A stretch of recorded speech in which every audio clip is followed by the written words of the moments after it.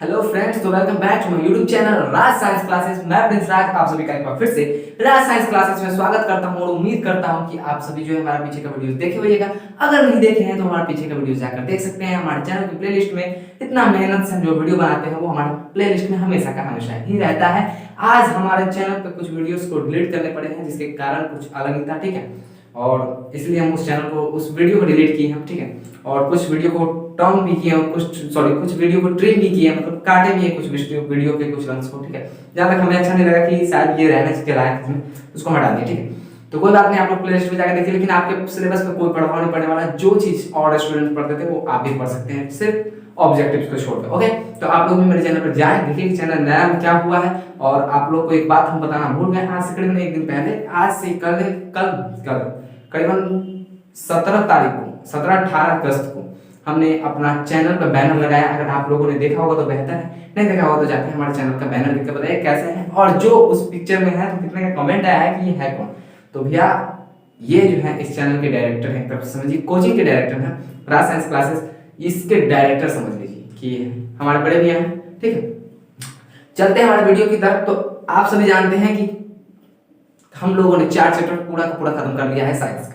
तो साइंस का 4 चैप्टर खत्म कर लिया है, तो हमें बचा क्या, हमारे पास 5वां चैप्टर में भी हम लोगों ने 2 लेक्चर पढ़ चुका है, ठीक है। तो 5वां लेक्चर में भी हम लोगों ने 2 लेक्चर पढ़ चुका है। अब तीसरा लेक्चर है।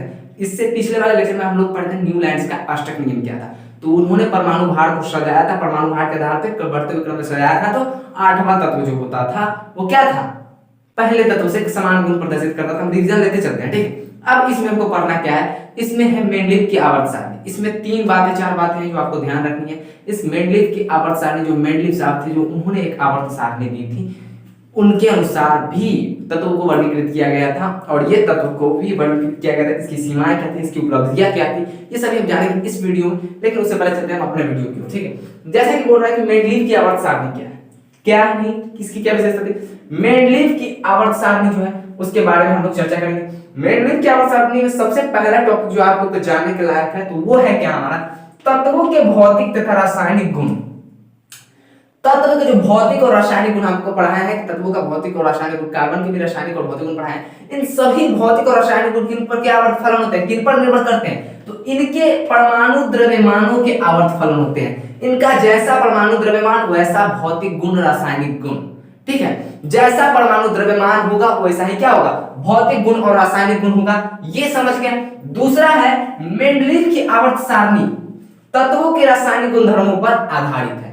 अब जैसे कि अगर कोई पूछ ले, जैसे कि ऑब्जेक्टिव्स आते हैं, न्यूलैंड्स का अष्टक नियम तत्वों के किस चीज पर आधारित है, तो आप बोलिएगा कि तत्वों के परमाणु भार पे। उसी प्रकार पूछ दे मेंडलीव की आवर्त सारणी जो है किस पर आधारित है, तो तत्वों के रासायनिक गुणधर्म पे। इसके परमाणु द्रव्यमान, परमाणु भार से और परमाणु संख्या से कोई मतलब लेना देना नहीं है। इसका सिर्फ लेना देना है तो किसी भी तत्व का रासायनिक गुण को ये देखकर उसको आवर्त फलन में रखा हुआ है, उसके आवर्त सारणी में सजाया गया है। किसके आवर्त सारणी में, मेंडलीव के आवर्त सारणी में गुणधर्म है, रासायनिक गुणधर्म पर आधारित है। मेंडलीव साहब जो थे कोई भेदभाव नहीं किए कि जिसके पास नोट होगा उसको आगे रख लेंगे, नोट का मतलब जिसके पास परमाणु द्रव्यमान ज्यादा होगा उसको आगे रख लेंगे, पीछे रख लेंगे, ऐसा कोई बात नहीं था।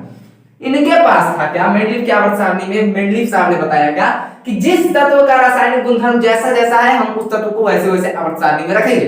तो मेंडलीव की आवर्त सारणी में तत्वों के रासायनिक गुणधर्म पर आधारित है। मेंडलीव की जो इस टॉपिक को लगा लीजिए वीवीआई, और इसको तो मोस्ट वीवीआई लगा लीजिए, इसको एमएमएम, जितना एम दे बहुत कम है, जितना भी एम दे उतना कम है, ठीक है। एमएमएम वीवीआई मतलब समझ रहे हैं ना, मोस्ट वीवीआई है। मतलब कि यहां से ऑब्जेक्टिव्स आते हैं, और आप लोग अगर इसको नहीं देखते हैं तो आपका गलती है। आप लोग एग्जाम में जाकर देखिएगा, बैठिएगा, अगर ये क्वेश्चन होगा तो आप मुंह बांध लीजिएगा अगर आपको नहीं आता रहेगा। लेकिन हम तो पढ़ाते हैं इस तरीके से कि आपको समझ में आ जाए, और यहीं पर समझ में आएगा। अगर कोई पूछेगा कि मेंडलीव क्या भेदभाव करता था, ट्रिक बताते हैं। मेंडलीव साहब तो जो थे ना सीधे नॉर्मल भाषा में, देहाती भाषा में कहेंगे, पैसा से भेदभाव नहीं करते थे, नोटवा से भेदभाव नहीं करते थे। यहाँ पे नोट का मतलब क्या है, परमाणु द्रव्यमान। जिसका परमाणु द्रव्यमान कम है उसको आगे सजा दिए, उसको पीछे ले गए, ऐसा नहीं है। बाकी सब वैज्ञानिक तो ऐसे किए थे ना।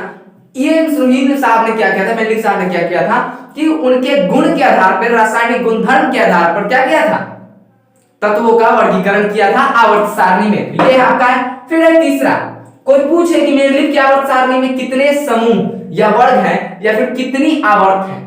समूह को वर्ग भी कहते हैं, क्या कहते हैं, समूह को वर्ग भी कहते हैं, समूह का दूसरा नाम वर्ग भी है।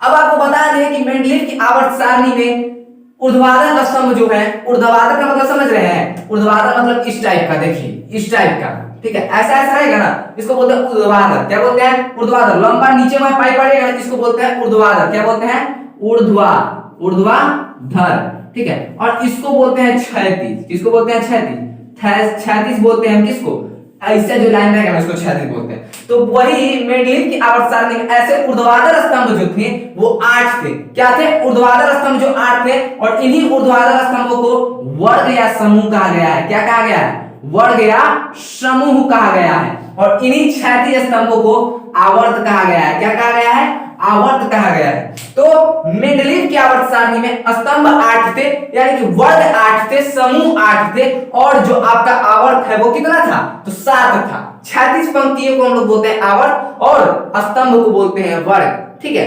तो ये भी इंपॉर्टेंट है, इसको भी याद कर लीजिएगा, क्योंकि पूछता है कि मेंडलीव की आवर्त सारणी में कितने वर्ग और कितने आवर्त थे। तो मेंडलीव की आवर्त सारणी में 8 वर्ग और 7 आवर्त थे। यहां से स्क्रीनशॉट लीजिए, फिर हम बढ़ते हैं आगे की ओर।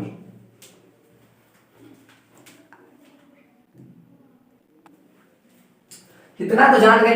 अब मेंडलीव की आवर्त सारणी की उपलब्धियां क्या थी। मेंडलीव की आवर्त सारणी के बारे में जान गए कि मेंडलीव की आवर्त सारणी जो है रासायनिक गुणधर्म पर निर्भर करती है। मेंडलीव की आवर्त सारणी में 8 वर्ग या समूह है, 7 क्षैतिज पंक्तियां हैं जिन्हें हम लोग आवर्त कहते हैं। लेकिन अब मेंडलीव का आवर्त सारणी की उपलब्धियां क्या है, इन्होंने कुछ पीछे से अगर कुछ नया लाए हैं, ये अपने को लाए हैं, अपने को प्रूव करना चाहते हैं, तो आपको किसी से बेस्ट प्रूव करना पड़ेगा ना, कि हमसे वो किया है, तो अगर आपको प्रूव करना है अपने आप को, तो आप उससे वेस्ट ना करके आप खुद से वेस्ट कीजिए। इन्होंने क्या किया, अपने आप से एक अंदर से खूबी निकाला, और उन्हीं खूबियों के बारे में हम जानना है कि अब नए जो आवर्त सारणी, इन्होंने मेंडलीव का जो आवर्त सारणी, इन्होंने जो मेंडलीव सारणी ये आवर्त सारणी दी है, इनमें क्या थी जो पीछे नहीं थी, उसके बारे में जानेंगे। आइए देखते हैं मेंडलीव की सारणी की उपलब्धियां क्या है। तो मेंडलीव की सारणी की उपलब्धियां है क्या, कि अज्ञात तत्वों के लिए रिक्त स्थान छोड़े गए हैं, यानी कि जो तत्व उस वक्त नहीं थे ना, अज्ञात थे, यानी कि जिनकी खोज भी नहीं हुई थी, जैसे कि हमारा हो गया स्कैंडियम, गैलियम, जर्मेनियम, इस सब के लिए क्या गया था, उस सारणी में रिक्त स्थान को भी छोड़ा गया था, खाली जगह छोड़ दिया गया था, कि अगर आगे चलकर अगर ऐसे तत्वों का अगर मालूम पड़ता है, तो वो तत्वों को हम इस वर्ग या इस समूह में या फिर इस आवर्त में रख सकते हैं। दूसरा है समान गुणधर्म वाले तत्वों को एक साथ रखा गया। अब जो समान गुण प्रदर्शित किए, जो तत्व समान गुण प्रदर्शित किए, उनको एक तत्व में रखा गया। जैसा कि न्यूलैंड्स का अष्टक नियम बोला कि प्रत्येक 8वां तत्व जो है पहले तत्व से समान करता है, तो उन्हें क्या कहा गया, उनको एक स्थान दिया गया, उनको तत्वों को एक साथ रखा गया, उन तत्वों को एक साथ रख दिया गया, ठीक है। और तीसरा से पहले जान लेते हैं, इसको याद करने का एक ट्रिक है, समान गुणधर्म वाले तत्वों को एक साथ रखा गया। और जितना भी हम पढ़ा रहे हैं ना, इस चैप्टर में से बहुत वीवीआई है, चौथा चैप्टर और 5वां चैप्टर क्वेश्चन ज्यादा रहते हैं, तो सिर्फ और सिर्फ यहीं से केमिस्ट्री में क्वेश्चन ज्यादा रहते हैं, तो यहीं से रहेंगे, आवर्त वर्गीकरण से, और चौथा चैप्टर से रहेंगे। धातु और अधातु से भी रहते हैं, लेकिन उतने भी नहीं रहते हैं जितना चौथा चैप्टर से रहता है और 5वां चैप्टर से रहता है। फर्स्ट सेकंड थर्ड से जितना तीनों से रहेगा ना, वो दोनों मिलाकर उतना रख लेगा, ठीक है। तो आपको इसको बेस्ट तैयार करना है। अब इसके बारे में चर्चा करते हैं कि समान गुणधर्म वाले को एक साथ कैसे रखा गया। अब आप ही बताइए, शादी ब्याह किसी का होता है, मैरिज होता है, तो कुंडली मिलाते हैं, पंडित जी आते हैं, घर बैठते हैं, कुंडली मिलाते हैं, कुंडली मिलाकर देखते हैं, ग्रह मिलाते हैं, ग्रह में फिर कुंडली मिलाकर, कुंडली में कौन घर में शनि है, कौन घर में मंगल बैठा हुआ, क्या क्या मिलाते हैं हमको नहीं मालूम, लेकिन मिलाने के बाद सब चीज मिलता जुलता है, तब क्या करते हैं, तब जाकर वो कहते हैं कि नहीं जजमान अब शादी फिक्स हो गया, अब इतना तारीख को शादी आप कर सकते हैं। तो मतलब गुण मिला तभी ना लड़की को अपना घर में लाते हो, गुण मिला तभी ना आप दुल्हन को अपने घर में लेकर आते हो, शादी ब्याह करते हो, मैरिज करते हो। उसी प्रकार है, इनका भी गुण धर्म मिला, तो इस सब को एक साथ रख दिए, जितने भी समान गुण धर्म वाले थे सबको एक साथ रख दिए। लेकिन हम लोग में ऐसा नहीं होता है, अब जितना सा गुण मिलेगा सबसे शादी करवाओ, दवा के मारी में खूब है, ठीक है। समान गुण धर्म वाले तो को एक साथ रख दिया गया, ठीक है। तीसरा बात है पिछली व्यवस्था को छेड़े बिना, यानी कि जो आवर्त सारणी मेंडलीव की आवर्त सारणी उन्होंने दी थी मेंडलीव साहब ने, उस सारणी को छेड़े बिना ही अगर कोई अक्रिय गैस हमें ज्ञात हो जाता है, क्या हो जाता है, अक्रिय गैस, हीलियम जैसा कोई गैस अगर हमको प्राप्त हो जाता है, अक्रिय गैस जिसको हम लोग बोलते हैं, तो वो जो होता है उसके लिए भी इन मेंडलीव साहब ने इस आवर्त सारणी में क्या किया, जगह बना दिया। वही बोल रहा है कि पिछली व्यवस्था को छेड़े बिना अक्रिय गैसों का पता लगने पर इन्हें अलग समूह में रखा जा सकता है। अलग समूह मतलब अलग वर्ग में रखा जा सकता है। और वर्ग किसको कहते हैं, तो वर्ग कहते हैं सीधे ऊर्ध्वाधर वाले को, ठीक है। तो इसको अलग अलग वर्ग में रख सकते थे, ठीक है। इसका स्क्रीनशॉट लीजिए। फिर हम इसकी क्या दिखाते हैं, इसकी सीमाएं दिखाते हैं कि मेंडलीव की आवर्त सारणी की सीमाएं कहां तक की है। अब देखिए मेंडलीव की आवर्त सारणी की सीमाएं क्या थी, उपलब्धियों को हमने जाना, अब इसकी सीमाएं भी तो जानना जरूरी है कि भाई कहां तक सीमित है हमारे। तो अब एक सीमा होती है इसकी भी, उसके बारे में भी जान लेते हैं। लेकिन एक बात आपको बता दें कि जैसा कि डॉबे-राइमंड का त्रिक नियम फेल हुआ, न्यूलैंड्स का अष्टक नियम फेल हुआ, उसी प्रकार मेंडलीव की आवर्त नियम में भी कमियां रह गई, जिसकी वजह से इस आवर्त सारणी को अपनाया नहीं गया। कुछ दिनों तक ये चला। उसके बाद जब आवर्त सारणी, एक आधुनिक आवर्त सारणी जो आई, उसके बारे में हम अगले वीडियो में चर्चा करेंगे। लेकिन उसके बारे में कुछ हम अभी बता देते हैं। जब आधुनिक आवर्त सारणी जब आई तो इस सारणी को हटा दिया गया और उस सारणी को रखा गया, क्योंकि वो सारणी जो थी, आधुनिक आवर्त सारणी जो थी, वो क्या है, ठीक है अभी भी है, वो सभी के मुकाबले उसमें कोई कमी मिला ही नहीं। सभी चीज को भरपूर, सब चीज का क्या किया, एकदम संतुष्ट कर दिया। देखिए ये किस चीज को संतुष्ट नहीं कर पाया उसके बारे में जानते हैं। पहला था समस्थानिकों की स्थिति स्पष्ट नहीं की गई। दो चीज होते हैं, तत्वों का समभारिक और समस्थानिक।